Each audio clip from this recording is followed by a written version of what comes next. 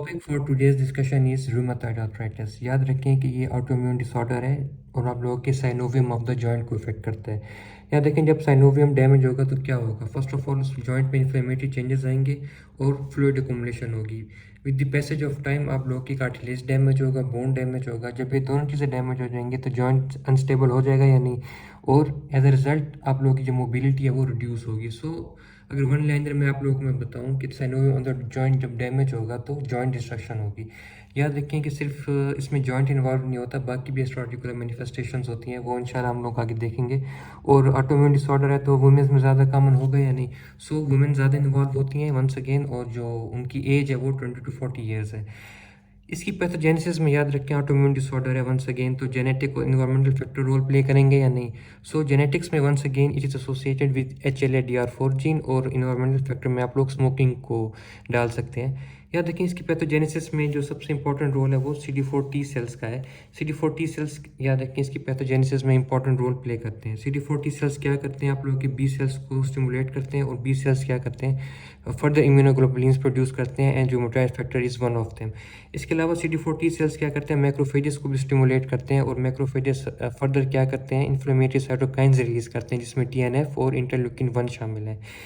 याद रखें कि इसकी अगर पैथोजेनेसिस आप यहाँ तक भी याद रखें तो बहुत है। अगर फर्दर थोड़ी डिटेल में जाएं तो याद रखें कि रूमेटॉइड फैक्टर क्या करता है, IgG के साथ कंबाइन होता है और इम्यून कॉम्प्लेक्सेस प्रोड्यूस करता है, जो फर्दर क्या करते हैं, कंप्लीमेंट सिस्टम को एक्टिवेट करते हैं। कंप्लीमेंट सिस्टम फर्दर क्या करेगा कि वो न्यूट्रोफिल्स को अट्रैक्ट करेगा, और एज ए रिजल्ट क्या होगा, साइनोवाइटिस और पेनिस फॉर्मेशन होगी। याद रखें पेनिस क्या है, once again it's granulation tissue है जो कि फॉर्म होता है विद इन साइनोवियल टिश्यूज़। ठीक है, इसमें क्या क्या चीज़ें होती हैं, इसमें फाइब्रोब्लास्ट होते हैं और इन्फ्लेमेटरी सेल्स होते हैं, और ये क्या करता है कि साइटोकाइंस रिलीज़ करेगा जो कि फर्दर क्या करते हैं, आपके आर्टिकुलर कार्टिलेज को डैमेज करेंगे। ठीक है, और एंड रिजल्ट क्या होगा कि एनकाइलोसिस होगी और जो जॉइंट है वो फ्यूज़ हो जाएगा। याद रखें जहाँ तक क्लिनिकल फीचर्स की बात है, याद है कि रूमेटॉइड आर्थराइटिस में मोर देन 5 जॉइंट्स इन्वॉल्व होते हैं। So it is a poly articular condition, और सिमेट्रिक जॉइंट इन्वॉल्व होगा। मिसाल के तौर पर अगर एक हैंड के जॉइंट्स इन्वॉल्व हैं तो दूसरे हैंड के भी इन्वॉल्व होंगे।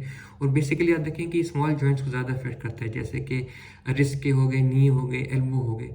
लेकिन एक इंपॉर्टेंट पॉइंट ये है कि तमाम जॉइंट्स को अफेक्ट कर सकता है, लेकिन सिर्फ एक जॉइंट्स को अफेक्ट नहीं करेगा, वो है डिस्टल इंटरफेरेंजियल जॉइंट्स। बाकी तमाम जॉइंट अफेक्ट हो सकते हैं। ठीक है, एक और इसका क्लिनिकल फीचर क्या है कि मॉर्निंग स्टिफनेस होगी। ठीक है, और वो लास्ट करेगी ग्रेटर देन 1 आवर। ठीक है, और वो जो स्टिफनेस होगी वो इंप्रूव करेगी एक्टिविटी के साथ। इसके अलावा याद रखें कंस्टिट्यूशनल सिम्टम्स भी होंगे, जिसमें फीवर, फटीग, वेट लॉस वगैरह शामिल है। साइंस की जहाँ तक बात है, याद रखें कि आप लोगों को रेडियल डेविएशन ऑफ रिस्ट देखने को मिलेगी and ulnar deviation of fingers. ठीक है, it is one of the sign in rheumatoid arthritis. इसके अलावा स्वान नेक डिफॉर्मिटी देखने को मिलती है। उसमें क्या होता है कि डिप में याद रखें फ्लेक्शन होगी, और प्रॉक्सिमल इंटरफेरेंजियल जॉइंट में हाइपर एक्सटेंशन होगी। इसके अलावा बॉटनियो डिफॉर्मिटी भी होती है। उसमें क्या होता है कि प्रॉक्सिमल इंटरफेरेंजियल जॉइंट में फ्लेक्शन होती है, और डिस्टल इंटरफेरेंजियल जॉइंट में याद रखें हाइपर एक्सटेंशन होती है। इसके अलावा याद रखें सर्वाइकल जॉइंट को भी इन्वॉल्व करता है, मेनली C1 और C2 इन्वॉल्व होते हैं। इसमें क्या होता है कि इंस्टेबिलिटी और सबलेक्सेशन होती है। इसलिए कहा जाता है कि ऐसे पेशेंट में इंट्रोट्रेकियल इंट्यूबेशन करने से पहले सर्वाइकल स्पाइन की इमेजिंग ज़रूरी है, याद रखें। इसके अलावा ये देखें, ये है आप लोगों के पास radial deviation of the wrist. देखें रिस्ट आपकी सारी थंब साइड पे जा रही है, और अल्नर डेविएशंस ऑफ फिंगर्स। ठीक है, इसके अलावा याद रखें ये स्वान नेक डिफॉर्मिटी है। इसको अगर मैं थोड़ा सा जूम करूँ तो इसमें आप लोग देख सकते हैं स्वान नेक डिफॉर्मिटी इस तरह होती है। ठीक है, अब इसकी एक्स्ट्रा आर्टिकल मैनिफेस्टेशन में याद रखें, सबसे पहले कार्डिक सिम्टम्स हैं, उसमें याद रखें 30% पेशेंट में कार्डिक सिम्टम पाए जाते हैं। उसमें पेरिकार्डाइटिस हो सकता है, मायोकार्डाइटिस हो सकता है, एंडोकार्डाइटिस हो सकता है, या एसिम्टोमेटिक भी हो सकती हैं ये चीज़ें। इसके अलावा लंग्स को भी इन्वॉल्व करेगा। लंग्स में क्या होते हैं, पल्मोनरी फाइब्रोसिस होगी।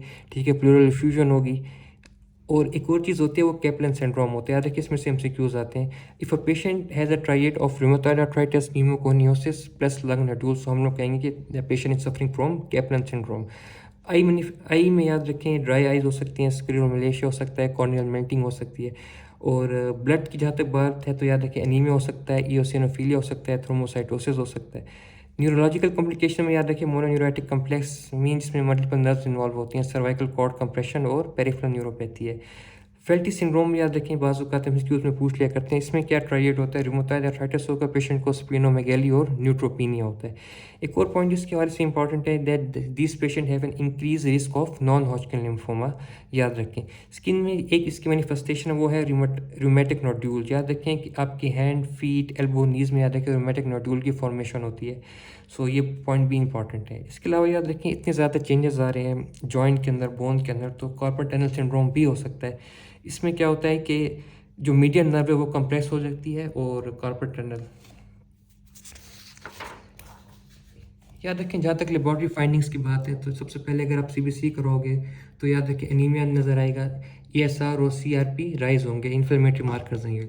इसके अलावा याद रखें ANA इनका पॉजिटिव होगा। याद रखें अभी तक हमने 3-4 डिजीज़ पढ़ी हैं, SLE पढ़ा है, शॉगरेन पढ़ा है, स्क्लेरोडर्मा पढ़ा है, सब में ही ANA पॉजिटिव है। सो ये यहाँ भी ANA पॉजिटिव है। इसके अलावा रूमेटॉइड फैक्टर जो याद रखें ये भी पॉजिटिव होता है 70% ऑफ पेशेंट में, लेकिन ये नॉट स्पेसिफिक नहीं है, ठीक है। लेकिन एक चीज़ इसके लिए इंपॉर्टेंट है कि याद रखें इसके टाइटर जितने ज़्यादा होंगे उतनी डिजीज़ की सीवियरिटी भी ज़्यादा होगी। इसके अलावा जो सेंसिटिव है और जो स्पेसिफिक एंटीबॉडीज़ हैं रूमेटॉइड आर्थराइटिस के लिए वो है NTCCP एंटीबॉडीज़, ठीक है। सो ये पॉइंट इंपॉर्टेंट है।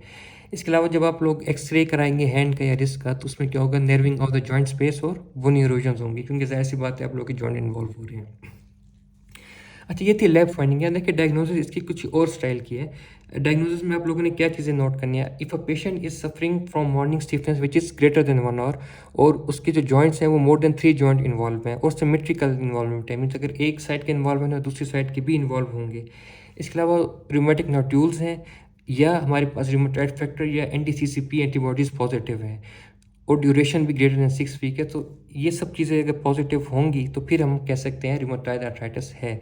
ये सब चीज़ें हों या इस या 4 हों या 4 से ज़्यादा हों तो रूमेटॉइड आर्थराइटिस की डायग्नोसिस बना सकते हैं, ठीक है। एक और क्राइटेरिया है अमेरिकन कॉलेज ऑफ रूमेटोलॉजी की तरफ से। इसमें याद रखें ये 3-4 चीज़ें वो नोट कराते हैं। फर्स्ट ऑफ ऑल अगर एक जॉइंट इन्वॉल्व है तो उसको 0 स्कोर देंगे, अगर 2 से 10 इन्वॉल्व है तो 1 स्कोर होगा, अगर 1 to 3 स्मॉल जॉइंट्स इन्वॉल्व हैं तो 2 स्कोर होगा, अगर 4 to 10 स्मॉल जॉइंट है तो 5 स्कोर होगा। इसके अलावा सीरोलॉजी है, इसके अलावा ड्यूरेशंस हैं, इसके अलावा ये जो मार्कर्स हैं, इन सब चीज़ों को याद रखें वो स्कोर करते हैं और अगर वो स्कोर 6 या उससे ज़्यादा है तो हमारे पास जो डायग्नोसिस होती है वो पॉजिटिव होती है फॉर रूमेटॉइड आर्थराइटिस। देखिए हम सबसे इंपॉर्टेंट पॉइंट इसकी ट्रीटमेंट का याद रखें कि जो जहाँ तक ट्रीटमेंट की बात है सो 2 गोल्स होते हैं हमारे पास। एक तो ये कि हमने पेन को कम करना है, स्वेलिंग को कम करना है और डिजीज़ प्रोग्रेशन को भी हम लोगों ने मिनिमाइज़ करना है। अब पेन कंट्रोल किस तरह करोगे, याद रखिए पेन कंट्रोल करिए NSAIDs ज़्यादा ड्रग ऑफ चॉइस होते हैं या नहीं। सो NSAIDs ज़्यादा drug of choice for pain control in rheumatoid arthritis. अगर पेन NSAID से कंट्रोल नहीं हो रहा तो फिर आप लोग स्टीरॉइड्स पे डालोगे, लेकिन वो सेकंड ऑप्शन है, ठीक है। लेकिन पहले आप लोगों ने NSAID पे डालना है। याद रखें NSAID हो या कॉर्टिकोस्टेरॉइड हो, डिजीज़ प्रोग्रेशन में इनका कोई रोल नहीं है। डिजीज़ प्रोग्रेशन के लिए हम लोगों ने DMARDs यूज़ करने होते हैं। सो फर्स्ट इनिशियल जो DMARD है वो मेथोट्रेक्सेट है। याद रखें कि ये तकरीबन 1 से 2 महीने लेते हैं अपने इफेक्ट को जाहिर करने के लिए, सो वेट करना होता है। बेसिकली जो इसकी मेन यूज़ है वो कैंसर की ट्रीटमेंट में होता है, फोलेट एंटागोनिस्ट है, इसलिए जब इसको मेथोट्रेक्सेट पे डालोगे पेशेंट को तो फोलिक एसिड सप्लीमेंट भी देने होते हैं। लेकिन रूमेटॉइड आर्थराइटिस में याद रखें कि ये इन्फ्लेमेटरी साइटोकाइन्स की प्रोडक्शन को डिक्रीज़ करेगा, सही है। और जहाँ तक इसके साइड इफेक्ट की बात है सो माउथ अल्सर कर सकता है, हेपेटोटॉक्सिसिटी कर सकता है, बोन मैरो सप्रेशन और पल्मोनरी फाइब्रोसिस कर सकता है। सेकंड एजेंट जो आप लोग देते हो वो सल्फासालाजीन है। सो वंस अगेन इसका मैकेनिज्म ऑफ एक्शन यही है कि ये इन्फ्लेमेटरी साइटोकाइन्स की प्रोडक्शन को कम करता है। याद रखिए पैथोजेनेसिस में मैंने आप लोगों को बताया था कि इन्फ्लेमेटरी साइटोकाइन्स जो है वो उसकी डिजीज़ में बहुत इंपॉर्टेंट रोल प्ले करते हैं। सो सल्फासालाजीन दे सकते हैं, हाइड्रोक्लोरोक्विन और पेनिसिलामीन, ये तमाम चीज़ें जो हैं याद रखें ये नॉन बायोलॉजिक्स हैं, मतलब ये आर्टिफिशियली प्रोड्यूस होती हैं। एक और जो ग्रुप है वो हमारे पास है बायोलॉजिक्स का, मीन्स ये हमारे जो लिविंग ऑर्गेनिज्म है उधर से हम लोग इसको निकालते हैं और इसमें जो एजेंट है वो है एटानरसेप्ट, एडेलिमुमैब और इन्फ्लिक्सिमैब। वंस अगेन इनका जो मैकेनिज्म ऑफ एक्शन है वो यही है कि ये इन्फ्लेमेटरी साइटोकाइन्स की प्रोडक्शन को जो याद रखें वो कम करते हैं, ठीक है। अगर सब चीज़ें कर ली, मतलब आप लोगों ने DMARDs भी दे दिए और चीज़ें बेहतर नहीं हो रही तो एंड रिजल्ट क्या होता है वो आपने सर्जरी करनी होती है, सही है। फर्स्ट ऑफ ऑल आप लोग क्या करोगे, साइनोवेक्टमी करोगे, साइनोवियल मेम्ब्रेन को ही हटा दोगे तो डिजीज़ कुछ बेहतर होगी। अगर उससे भी ठीक नहीं हो रहा तो जो लास्ट ऑप्शन होता है वो होता है जॉइंट रिप्लेसमेंट सर्जरी, ठीक है। So this is all from my side regarding rheumatoid arthritis. Thank you.